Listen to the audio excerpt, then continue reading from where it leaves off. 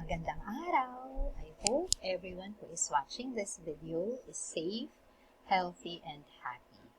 Now, today we shall have a presentation on alkanes, basically nomenclature of alkanes. How are alkanes named? So, alkanes are saturated hydrocarbons which contain, when we say hydrocarbons, these are organic compounds containing only carbon and hydrogen. They are saturated because they contain only carbon, single bond carbon. The general formula for alkanes is CnH2n plus 2.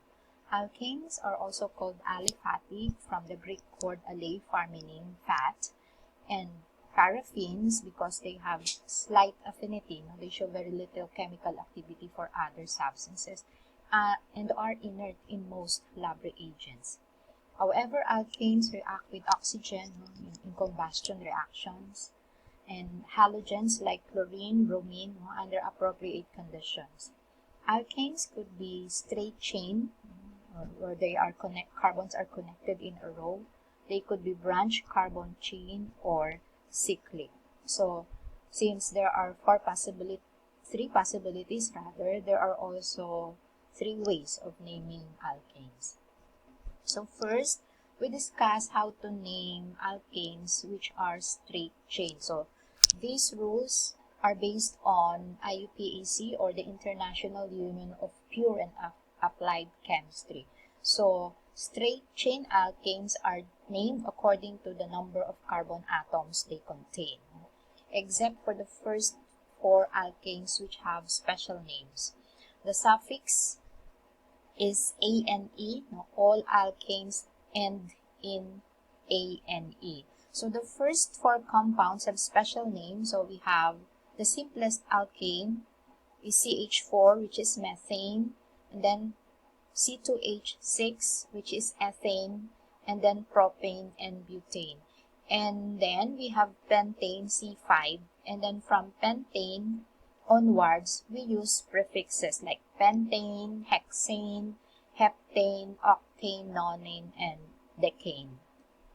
For C11, that's undecane, and then we will have dodecane, tridecane, tetradecane, and then for C20H42, we have icosane. In some books, the E is removed, so it's spelled as icosane. They mean the same thing, whether with E or without E.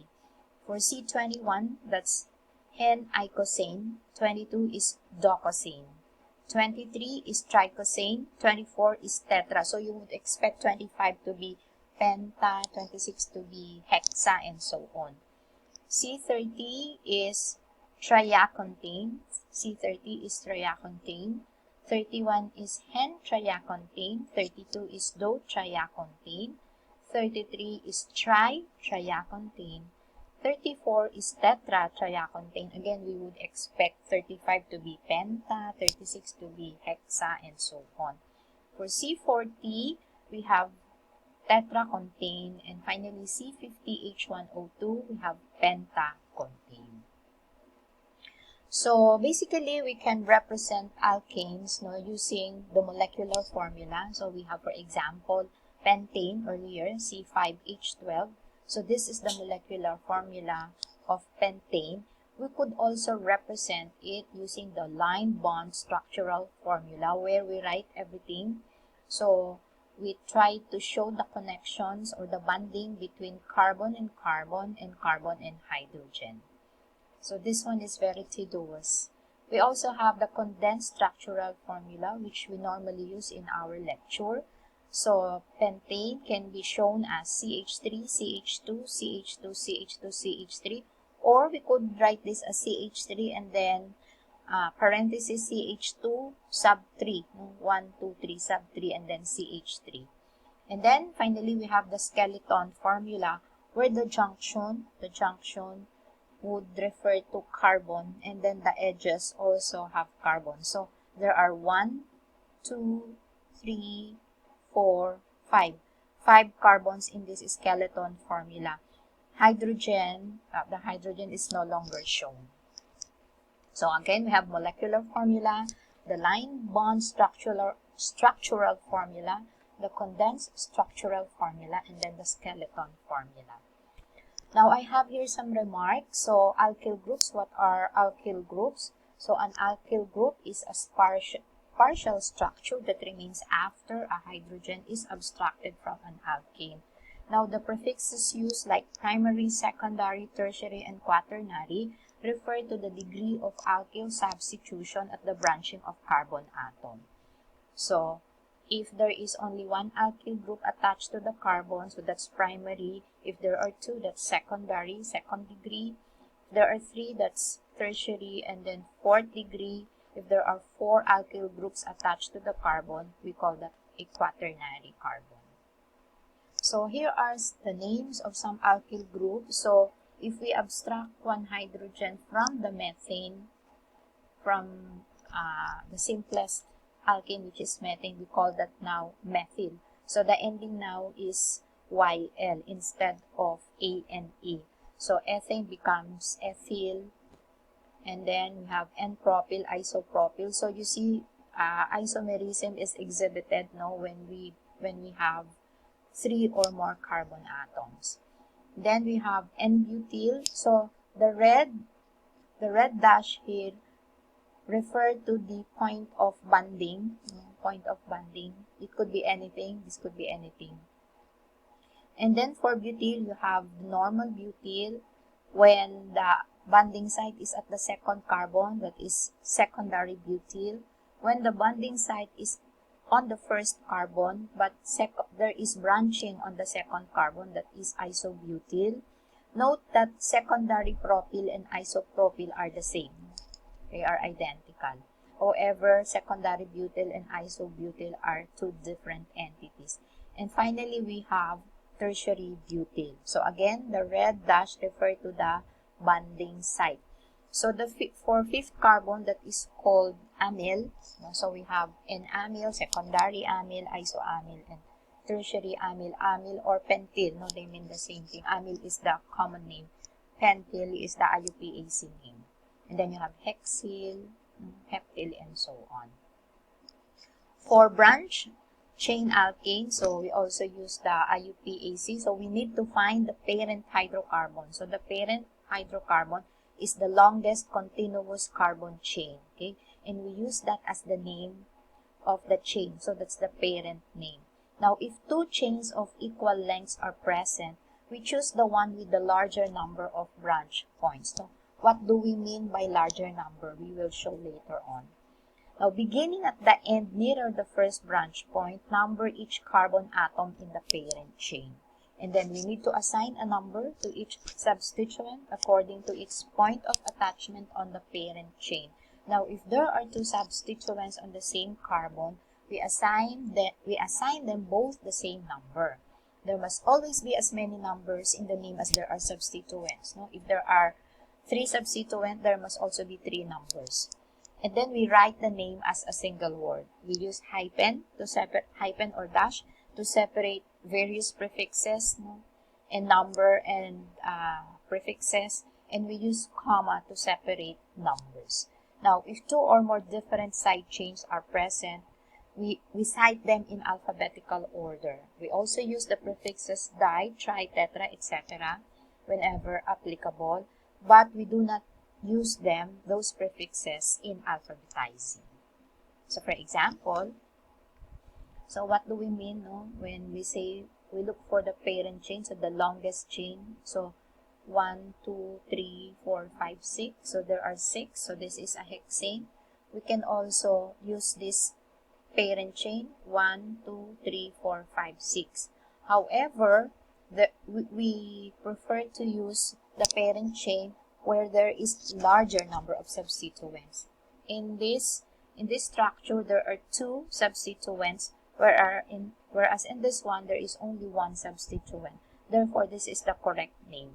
So we name this as, so this will be carbon number 1, so that the substituent will have the lowest possible number of carbon. So this is carbon 1, 2, 3, 4, 5, and 6. And so we will have 3 ethyl. Why ethyl? First, because ethyl comes in the alphabet first before methyl. So this is 3-ethyl 2-methylhexane. So number, dash, and then word, dash, and then number, dash, and then one word, methylhexane. So this is the correct name. So we name this as a hexane with 2 substituents and not as a hexane with 1 substituent. So if there are more than 2, if there are 2 or more substituents on the same carbon, so we assign the same number. So this one is now 3-ethyl, and then we have 2,2,2,2-dimethylhexane. So notice that there are 3 substituents, 1, 2, 3, and there are also 3 numbers. So 3-ethyl, 2, 2. So numbers are separated by comma. All the rest by dash or hyphen. Okay, so we use the skeleton formula.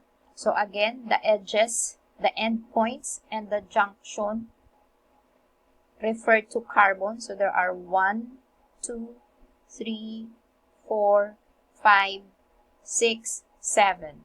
There are 7 carbons. So we start with carbon number 1 here. So this is 4-ethyl. So this is the ethyl group. So this is 1, 2. There are 2 carbons. So that is ethyl.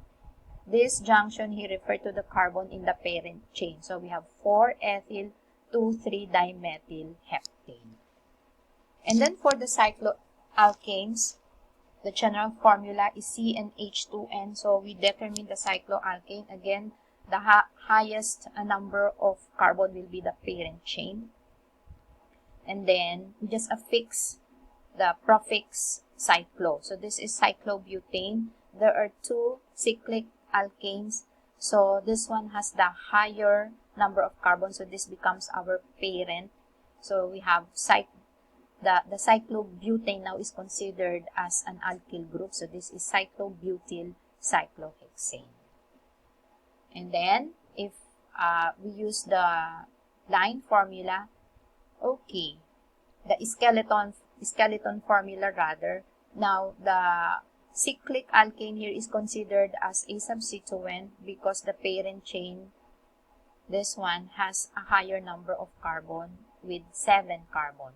So this is now considered as a substituent. We start numbering here because this is the substituent is nearer this point. So this is 2-cyclopentyl, 4-ethyl, 5-methylheptane. Again, they are arranged alphabetically. We include cyclo in alphabetizing. So C comes first before E and then M. So again, 2-cyclopentyl, 4-ethyl, 5-methylheptane. For polysubstituted cycloalkanes, if there are more than 1 substituents, we determine the functional groups, so that we will be able to apply correct alphabetization.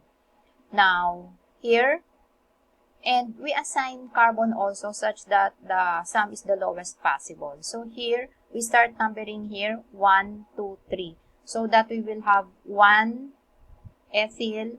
So this is ethyl. You might be confused. So this is 1 carbon and then another carbon. So this is ethyl. 1 ethyl, 3-methyl cyclohexane, and not 1, 2, 3, 4, 5, 6. Because if that's the case, we will have a higher sum, 1, 5. So this is the correct name. So 1-ethyl 3-methyl cyclohexane because we have a lower sum. Now, when naming the cycloalkane, the substituents and functional groups again must be placed in alphabetical order. So we name first bromo. So this is 2-bromo 1-chloro 3-methyl cyclopentane. So even if this is the first carbon, bromo appears first before chloro. So this is 2-bromo 1-chloro 3-methyl cyclopentane. Again, if there are more than 1 of the same functional group, we use the prefixes di, tri whenever applicable. So this is 2-bromo 1,1-dimethyl cyclohexane. So this is carbon number 1 so that the sum will be lower. If this is carbon number 1, we will have 2,2-dimethyl, 1-bromo 2,2-dimethyl, and it will be higher. So the correct name is 2-bromo 1,1-dimethyl cyclohexane. So that's it. Thank you and see you next time. Stay safe, class.